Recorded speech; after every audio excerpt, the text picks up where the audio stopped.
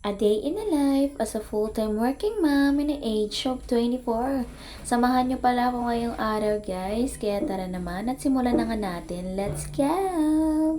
6:30 na nga ng umaga na mag-alarm yung cellphone ko. Ang bala ko pa man din is talaga alas 5 pero hindi ko talaga kaya ng ganong umaga pa be.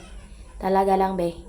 Pagkakita ko nga sa bintana ito at mataas na ngayong araw, kaya dali-dali naman ako lumabas para naman mag-asikaso na at baka malate na naman yung tagapagmana na ito. Sa totoo lang nga guys, hindi talaga ako morning person dahil nga night owl ako. Sa gabi lang talaga ako mas madalas magising kaya sa naman sa umaga. Kumbaga, tulog sa umaga at gising sa gabi. Parang gano'n na nga talaga yun. Syempre guys, before nga mag-start yung araw na to at iinom muna tayo palagi ng tubig sa umaga. Yan kasi talaga kadalasan sa mga nakikita ko sa mga nire-research ko na nagsasabi sa mga doktor nga na sa umaga nga ay kailangan na uminom talaga ng maraming tubig. Dahil guys, hindi naman natin kakamatay yun kung marami yung tubig nga na iniinom natin sa isang araw. 8 to 10 glasses nga. Syempre guys, hindi talaga magiging kumpleto yung araw na to kung hindi tayo nakakainom ng sinunog na bigas. Dahil nga isa rin nga ito para nga maless-less na nga yung pagkakapi natin.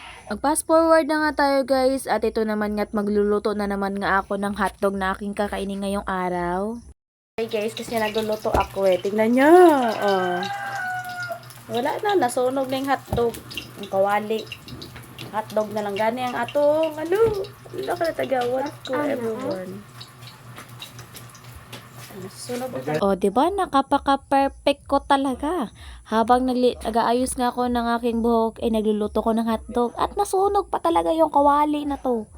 Grabe. Before nga tayo magto-toothbrush nito guys, syempre huwag natin kakalimutan kumain. Konti lang nga pala yung kinain ko dito banda guys. Kailang subo lang ako dahil nga tanghali na ako at malilate na naman yung tagapagmana na to. Baka nga masobrahan tayo sa late ay hindi naman din maganda yung magiging record natin. Ay, pati. Fast forward nga guys, after ko nga kumain, tag-lotion na nga ako, tag-asikaso na rin ako ng sarili ko. Kasi naman hindi pwedeng malate yung tagapagmana dahil wala tayong mamanahin yan. After ko nga pala mag-lotion dyan at nag-sunscreen naman din ako. Ito kasi magiging protection natin sa masikat na araw ngayong araw. Actually guys, naparami talaga yung paglagay ko ng sunscreen na to at nahirapan nga akong i-blend. Pero hindi as in hirap dahil nga napaka-smooth niya lang din i-blend. Guys, kung hindi nyo na nga maintindihan yung mga pinagsasabi ko at puro na nga blend yung lumalabas at magdiretso na lang tayo dito sa pagli-lipstick ko. Alam nyo guys, nabili ko lang talaga tong lipstick sa Watson. Kasi nga ng time na yun is wala talaga akong lipstick so kailangan ko talagang bumili at napabili tayo ng mga mahal-mahal pero maganda at worth it naman siya kung titingnan nyo, diba? Ang ganda ng shade niya at mag super fast forward na nga tayo dahil nga papunta na tayo sa work at si Papa nga taga-antay na sa labas. Ito naman ako at nagbibidyo-video. Opo. Okay, pabiyahe na po yung tagapagmana ngayon. Hindi po siya malilate for today's video guys. Nang makarating nga kami sa labasan at agad naman din ako nakasakay ng bus. Buti na lang at medyo maaga-aga pa rin at hindi tayo malilate for today's video. After ilang minutes nga guys at nakarating na nga ako dito sa store. Natapos na rin nga ako sa aking pag-opening procedure kaya tinanggal ko muna nga itong kwintas at singsing ko. Dahil nga bawal talaga ito kapag naka-duty ka na. Ito na nga po pala yung mukha ko kapag naka-duty na nga ako. Full cover na nga, meron ng cap, salamin at iba pa. After 4 hours of duty at nakapag-break na nga ako. At tapos na rin ako kumain dito guys. At nagchika-chika na lang ako sa mga kasama ko.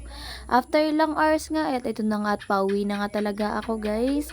Medyo makulimlim nga itong pauwi ko pero okay lang. At hindi pa rin naman nahahagad itong tagyawat ko na napakalaki. Dahil nga napakatagal ko nga talaga nakasakay sa mga oras na ito. After lang mga minutes nga at nakasakay na nga ako guys. Kaya ito lang muna ang aking day in the life. Hanggang susunod na video ulit.